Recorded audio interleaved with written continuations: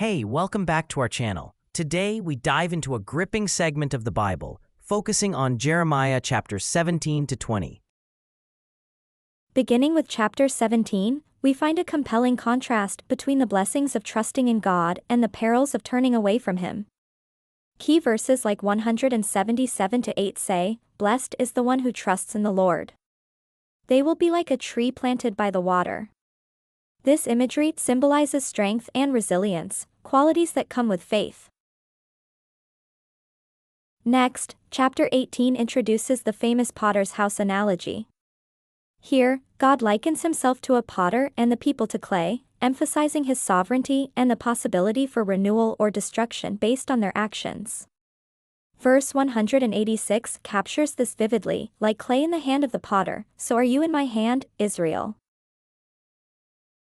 In chapter 19, the tension escalates. Jeremiah performs a dramatic act by breaking a clay jar, symbolically declaring the shattering of Jerusalem and its people due to their disobedience. This imagery is stark and jarring, capturing the consequences of ignoring God's warnings. Chapter 20 takes a personal turn as we witness Jeremiah's inner turmoil. Here, the prophet faces persecution and doubts, yet he courageously continues his mission. Verse 29 reveals his passionate heart, "But if I say, I will not mention his word is in my heart like a fire."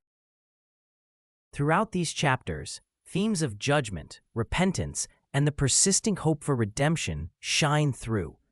Jeremiah's journey is both a forewarning and a beacon of hope, as we are reminded of the importance of faith and obedience. So, if you're curious about how ancient messages can still resonate today, stay with us as we unpack these chapters and explore how Jeremiah's experiences might just be relevant to our own lives. Don't forget to like, subscribe, and hit that notification bell for more enlightening content. See you in the next video.